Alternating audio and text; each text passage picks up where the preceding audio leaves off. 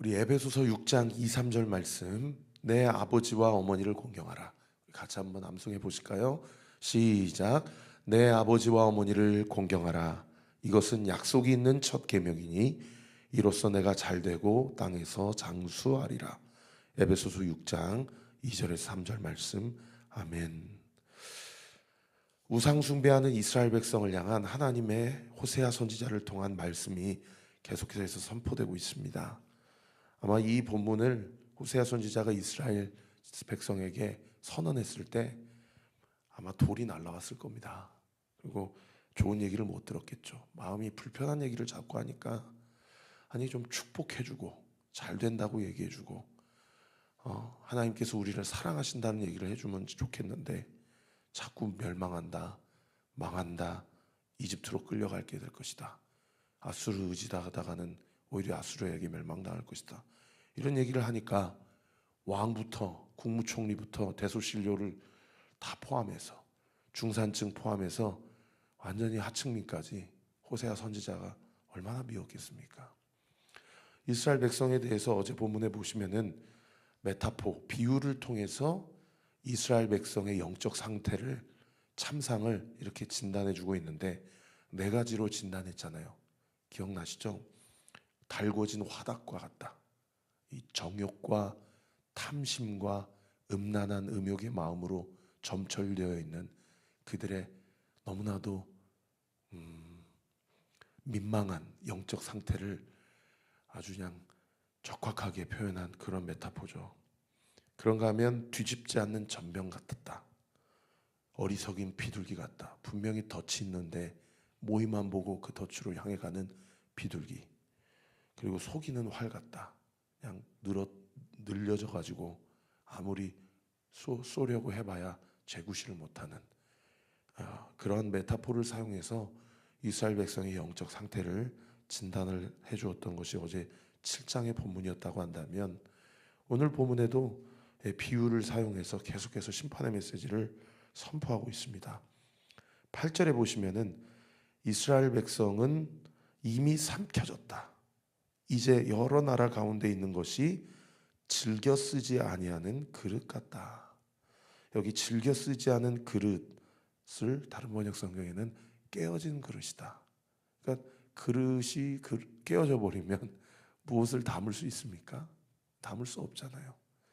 그러니까 이미 이스라엘 백성을 하나님께서 구별하여서 불러주셨는데 그 하나님 나라 백성의 모델하우스로 보여주시고자 하는 그 영적 기능을 상실해버리고 그 영적 기능을 상실해버렸으니 그 깨어진 그릇을 이스라엘 하나님이 해야 하실 일이 뭐가 있겠어요?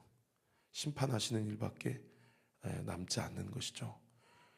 이렇게 즐겨 쓰지 아니하는 그릇, 깨어진 그릇과 같다라고 그렇게 이야기하고 있는 하나님께서 또 9절에 보시면은 뭐라고 얘기하시냐면 홀로 떨어진 들나귀 같다라고 이야기하고 계세요. 여러분 보통 들나귀는 그러니까 야생 동물이에요. 나귀인데 집에서 이렇게 키우지 않는 들나귀의 습성이 뭐냐면 무리를 지어서 활동을 한다고 그래요. 그런데 무리를 지어서 활동을 하는데 무리를 지어서 활동하는 그 과정 가운데 꼭 고집세고 꼭 이 완고한 성격을 가진 한 마리가 그 무리에서 떨어져 나와가지고 홀로 이 야산을 이게 돌아다닌다고 그럽니다. 그러니까 여기 홀로 떨어진 들나귀 같다라는 얘기는 무슨 얘기입니까? 이스라엘 백성의 완고한 그들의 아집과 고집을 지금 하나님께서 꼬집고 있는 본문이죠. 무슨 얘기입니까? 아무리 호세아 선지자를 통해서 말씀을 통해서 깨달으라고 이야기를 하고 그리고 회개하라고 이야기를 해도 그때뿐이에요. 그리고 그런 말씀도 심지어 오히려 호세아 선지자를 향해서 돌을 던지고 하나님의 말씀을 대언하는 선지자에 대해서 비난을 하고 또 핍박을 하고 박해를 가하는 그런 일들을 하나님께서 홀로 떨어진 고집세고 아집센 들나귀와 같다. 회개하지 않는 이스라엘 백성에 대해서 이렇게 이야기를 하는 거죠. 그래서 홀로 떨어져서 어디로 갔대요? 9절 그 다음 9절에 보세요. 아수르로 갔다는 거예요. 하나님께 품으로 돌아오기를 원하셨는데 아수르가 보니까 너무 힘이 센 나라니까 아수르와 동맹을 맺고 군신 관계를 맺으면 우리 민족 절대 멸망하지 않겠다라는 이 얕은 생각에 그렇게 자기의 소견에 오른 대로 행하다가 결국에 북이스라엘이 누구에 의해서 BC 722년에 멸망했습니까? 아수르에 의해서 멸망을 했죠. 여러분, 돈 따라가는 인생은 돈으로 망합니다. 여러분, 내가 의지하는 것이 하나님이 아닌 다른 것으로 의지하는 그것으로 하나님이 우리를 심판하실 수 있다는 사실을 우리가 꼭 기억해야 돼요. 그래서 그리스도인은 하나님 앞에 모든 것을 다 건 사람이에요. 그게 믿음이죠. 이렇게 즐겨 쓰지 아니하는 그릇, 홀로 떨어진 들나귀와 같다라고 하신 그 하나님의 이 영적 진단, 이 메타포, 비유를 사용하여서 영적 진단을 하신 그 진단의 핵심이 뭐냐? 결국 하나님이 이스라엘 백성에게 호세아 선지자를 통해서 마지막으로 기회를 주고자 하는 핵심 메시지는요, 우상 숭배의 삶을 청산하라는 겁니다. 그리고 다시 나에게로 돌아오라. 내가 너희의 선조인 아브라함과 이삭과 야곱에게 해주었던 그 언약, 그 약속의 말씀으로 돌아오라는 얘기예요. 그 우상 숭배를 청산하는 가장 강력한 사인이 뭐냐? 오늘 본문에 송아지라는 단어가 2번이나 나오는데 5절에 보세요. 사마리아여, 내 송아지는 버려졌느니라. 또 6절에서 보세요. 이것은 이스라엘에서 나고 장인이 만든 것이라. 이것이 뭐예요? 송아지예요. 그것은 참 신이 아니니. 그 다음 9절 보세요. 사마리아의 송아지가 산산조각이 나리라. 결국 이 즐겨 쓰지 아니하는 그릇, 홀로 떨어진 들나귀, 이런 비유를 통해서 이야기를 하시지만은 이 비유를 통해서도 못 알아들으니까 아주 그냥 드러내놓고 얘기하시는 거예요. 그거 금송아지 그거. 여러분, 북이스라엘의 초대 왕이 여로보암 1세 아닙니까? 여로보암 왕이 이 솔로몬을 대적해 가지고 10지파를 데리고 나라가 쪼개져서 나라를 세웠는데 그게 북이스라엘이에요. 그 북이스라엘 나라를 세웠을 때예요. 열왕기상 12장에 보시면은 단에서 베델까지 금송아지를 세웠어요. 단에서 베델까지 금송아지를 세웠다는 얘기는 우리 민족으로 표현하면 백두에서 한라까지 금송아지 세웠다는 얘기예요. 최북단부터 최남단까지 금송아지를 세워가지고 거기다 우상 숭배한 거예요. 출애굽기 32장에 아론과 시내산에서 모세가 하나님께 언약을 받았을 때 아론과 이스라엘 백성이 이게 우리를 이집트에서 인도한 우리의 여호와 하나님이다, 신이다 그러면서 잘못된 예배를 드리잖아요. 그 금송아지를 여로보암 1세가 나라를 건국하면서 건국 이념으로 세운 게 금송아지라고요. 호세아 시대까지 그 금송아지를 청산을 못한 거예요. 그리고 금송아지를 섬기면서 그 금송아지가 누구라고 생각한 거예요. 그 당시 고대 근동 지방의 어떠한 정치적 군사적 힘의 논리를 완전히 평정한 아수르라고 생각하고 이집트라고 생각을 하니까 거기에 가지고 딸랑딸랑 한 거죠. 하나님이 호세아 선지자를 통해서 그것 청산하라는 얘기예요. 그것 청산하라는 얘기예요. 여러분, 우리가 오늘 이 말씀을 나의 말씀, 나에게 주신 말씀으로 내가 받아들인다면 나는 무엇을 청산해야 됩니까? 나에게 있는 금송아지는 무엇입니까? 여러분, 그것이 어떻게 될 것이라고 이야기하고 계셔요? 여러분 4절 보세요. 그들이 왕을 세웠으나 내게 낸 것이 아니고 그들이 지도자를 세웠으나 내가 모르는 바고 그들이 또 그 은과 금으로 자기를 위하여 우상 금송아지를 만들었나니 그게 어떻게 된다는 거예요? 결국 파괴되고 말리라. 5절에도요. 내 송아지는 버려졌느니라. 6절 하반절에도요. 사마리아의 송아지가 산산조각이 나리라. 네가 나 아니고 의지하는 그거 내가 다 파괴시킬 거야. 내가 다 버리고 산산조각 내버릴 거야 라고 이야기하고 있는 그런 본문이에요. 영적 결혼을 맺고 하나님 예수 그리스도의 신부가 되었는데 주님이 아닌 다른 것을 의지하며 그것 끈 붙잡고 살아가는 그리스도인들에게 예수님이 뭐라고 말씀하셔요? 내가 그거 산산조각 낼 거다 라고 이야기하고 있는 그런 본문이에요. 그렇게 주님이 아닌 다른 것을 의지하고자 하는 우리 안에 모든 종교적 신앙적 열심, 그것을 가지고 아무리 쇠가 빠지게 주일날 신앙생활 한다고 그러고 큐티 묵상하고 기도생활 예배생활 그렇게 해도 여러분 그거 다 종교 활동이지 하나님 앞에서의 믿음 생활 영적 결혼 생활 아니라고 오늘 본문이 어디에서 설명하고 있습니까? 2절에 보세요. 그들이 장차 내게 부르짖길리, 장차라는 표현을 쓰신 이유는 곧 아수르에 멸망하기 직전이거든요. 그러니까 아수르에 멸망할 때에 그들이 하나님을 찾아요. 그때는 금송아지 안 찾고 그러면서 뭐라고 부르짖어요? 나의 하나님이여 우리 이스라엘이 주를 아나이다. 여기 주를 아나이다를 다른 번역 성경에 주를 인정합니다 이렇게 번역하고 있어요. 저는 이 말씀 묵상하면서 예수님께서 마태복음 7장 21절에서 23절에 뭐라고 이야기하셨습니까? 이 말씀 생각나더라고요. 나로 주여 주여 하는 자가 천국에 들어갈 것이 아니요 내 뜻대로 행하는 자라야 천국에 들어갈 것이다. 그들이 나에게 와서 주님, 내가 주님 앞에서 주님을 위하여 선지자 노릇도 하고 귀신도 내쫓고 그리고 많은 사람들의 병도 고쳐줬는데 이제 와서 왜 그러십니까? 라고 하면 예수님이 뭐라고 하신다고 그래요? 내가 도무지 너를 알지 못한다. 아니 세상에 선지자 노릇, 오늘날로 얘기하면 목사, 장로, 권사, 집사 주님을 위해서 직분도 받고 봉사도 하고 심지어 병고침도 받고 귀신도 내어 쫓아주었는데 그런 체험적 경험적 신앙이 있는데 주님 앞에 가서 주님이 뭐라 하셔요? 내가 너를 도무지 알지 못한다. 이거 얼마나 청천벽력과 같은 얘기예요. 그리고 오늘 보면 13절에도 보세요. 그들이 내게 고기를 제물로 드리고 먹을지라도. 여러분 레위기에 보시면 5대 제사가 있거든요. 그 중에 고기를 주님 앞에 드리고 일부를 함께 나누어 먹는 제사가 무슨 제사예요? 화목 제사예요. 다른 건 다 태워서 드리고 온전히 주님 앞에 다 드려야 되는데 일부를 남겨서 함께 가족들과 먹고 지인들과 먹는 제사가 화목 제사예요. 그래서 화목 제사 안에는 영적 코이노니아, 교제의 의미가 숨겨져 있는 제물이에요.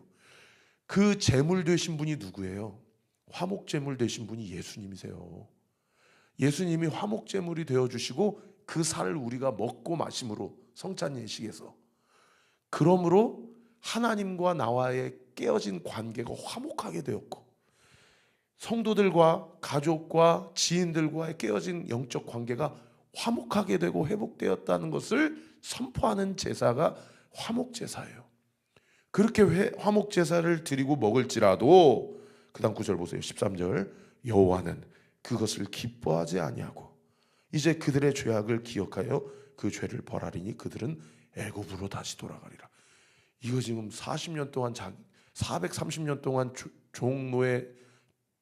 노예살이 하다가 모세 통해서 40년 만에 가나안 땅에 들어왔는데 다시 이집트로 돌아간다라는 청천벽력과 같은 이야기를 하시는 겁니다. 너 그렇게 신앙생활하고 쇠가 빠지게 큐티 그렇게 하고 헌금하고 봉사하고 그렇게 신앙생활해도 너 우상숭배 청산 안 하면 나 너의 그런 예물 안 받아. 너 다시 노예로 돌아갈 거야 라는 얘기를 하는 겁니다. 말씀을 정리하겠습니다. 제가 목회하면서 여러분 느끼실지 모르겠지만 제가 세운 한 가지 원칙이 뭐냐면 설교한답시고 엉뚱한 얘기하지 말자. 말씀 얘기하자. 이게 제 안에 철칙이에요.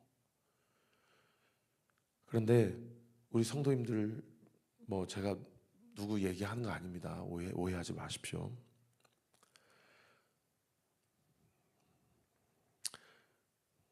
목사님 설교가 이렇습니다, 저렇습니다. 그리고 이런저런 얘기 좀 그만하셨으면 좋겠습니다. 그리고 또 자꾸 부정적 얘기, 이렇게 죄 얘기, 회개 얘기 그만하고 좀 격려랑 위로를 좀 많이 해주세요. 제가 참 가슴으로 잘 그런 피드백을 잘 받아야 되겠죠. 근데 제가 다짐하고 다짐하는 건 뭐냐면요, 여러분들이 제 설교에 대해서 뭐라고 얘기를 하든지 간에 저는 말씀이 이야기하는 거 얘기할 겁니다. 그거 듣기 싫어도 어쩔 수 없습니다. 하나님이 하시는 얘기 해야 돼요. 그리고 여러분, 저는 목회의 목적이 부흥 아닙니다. 우리 교회 하나 잘 된다고 뭐가 달라지겠어요? 하나님이 하시는 일들을 내가 먼저 큰 찔림을 받고 하나님 앞에 회개하자.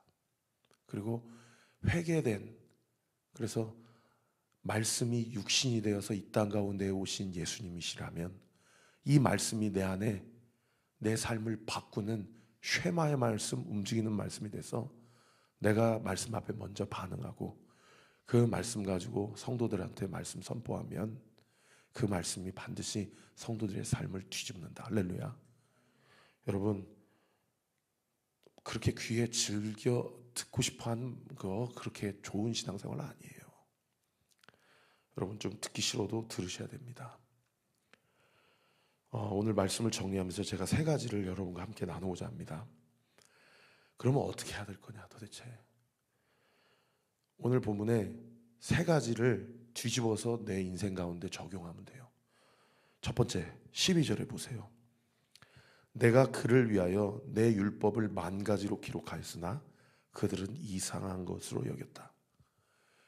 하나님이 이스라엘 백성을 얼마나 사랑하셨는지 러브레터를 10,000가지로 그렇게 기록해 놓으셨어요. 여기 율법은요, 이미 사도 바울이 죄를 깨닫게 하는 기능밖에 없다라고 얘기를 했어요. 그러니까 결국에 우리 말씀을 통해 우리를 찔러주시는 목적이 정죄하고 판단하려고 주시는 말씀이 아니고 회개하고 돌아오라는 얘기예요. 여러분, 10,000가지로 율법을 기록하셨다는 것은 이거 하면 안 돼, 이것도 하면 안 돼, 이거 하면 죄야, 이게 기능이 아니고 이렇게 하면 나를 떠나게 돼 있어, 그러니까 뒤집으면 이렇게 해줘 라는 러브레터예요. 그러니까 오늘 본문을 통해서 불편하지만 우리가 뒤집어서 적용해 보면 첫 번째 솔루션이 뭡니까? 말씀을 이상한 것으로 여기지 않으면 돼요. 말씀을 통해서 내 마음에 찔림이 있으면 그것을 불편하게 생각하지 않으면 돼요. 뒤집어서 어떻게 생각하면 된다고요? 하나님 나 사랑하시는구나, 지금이라도 돌아오라고 얘기하시는구나. 여러분, 말씀을 이상한 것으로 여기지 않게 되는 은혜가 있게 되기를 우리 구주 예수 그리스도의 이름으로 축원합니다. 그렇게 하면 두 번째로 어떻게 해야 돼요? 14절 보세요. 이스라엘은 자기를 지으신 이를 잊어버렸다. 이것도 뒤집어서 적용하면 돼요. 우리는 어떻게 해야 돼요? 전도자가 이야기한 것처럼 창조주 여호와를 기억하면 돼요. 할렐루야. 여러분, 순간순간 하나님을 기억하고 사세요. 하나님이라면 어떻게 하셨을까? 하나님이라면 어떤 일을 선택하셨을까? What would Jesus do? 예수님이라면 어떻게 하셨을까? 찰스 M 쉘던 목사님 쓰신 그 소설 좀 읽어보세요. 어제도 삼성병원 가서 배은수 집사님 만나고 손잡고 기도해드렸어요. 얼마나 야유했는지 몰라요. 제가 그냥 속이 상하더라고요.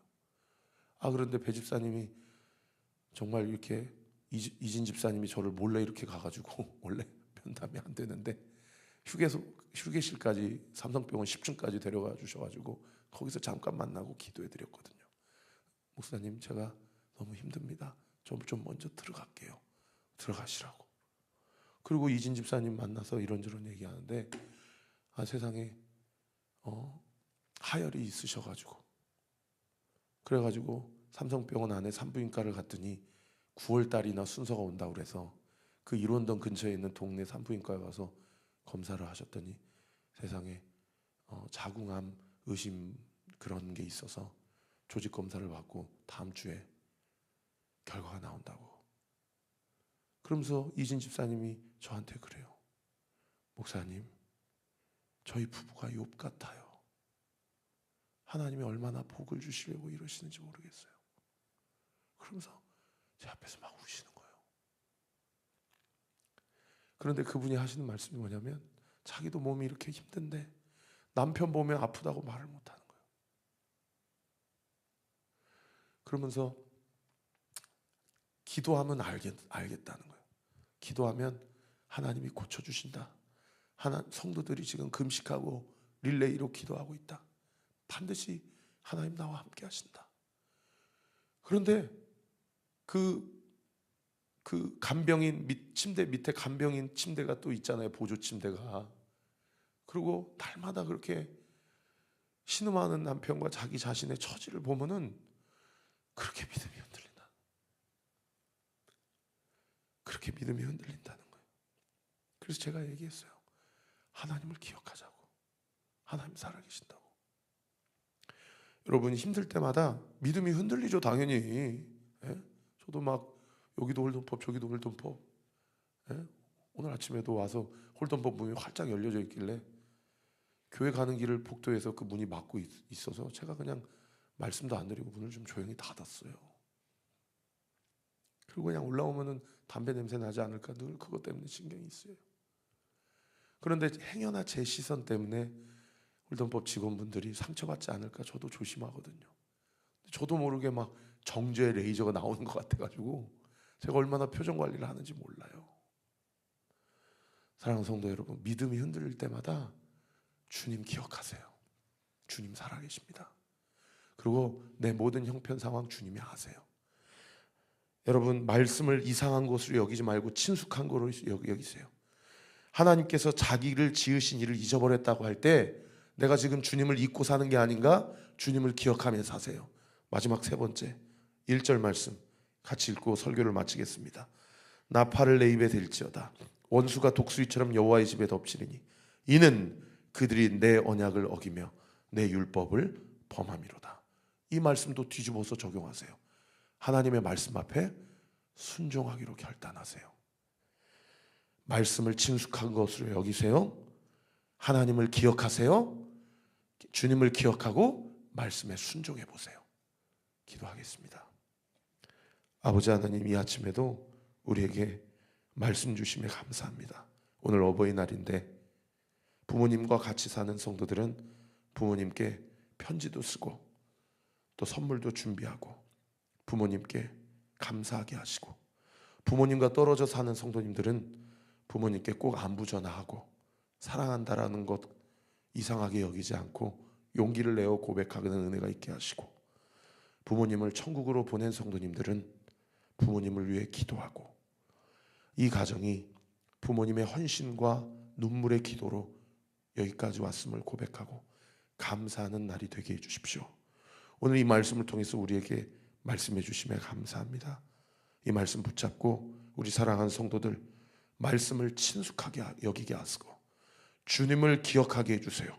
그리고 주님 앞에 순종하게 해주세요. 예수님의 이름으로 기도합니다. 아멘. 지금은 우리 구주 예수 그리스도의 은혜와 하나님의 사랑과 성령 하나님의 위로교통 충만하심이 주신 말씀 붙잡고 하나님의 영광을 위해 살아가기를 결단하는 우리 사랑하는 온리교회 모든 성도들 머리 위에 이 아침에도 우리 교회를 위해 기도해 주시는 모든 기도의 동역자들 위해 지금으로부터 영원토록 함께 하시기를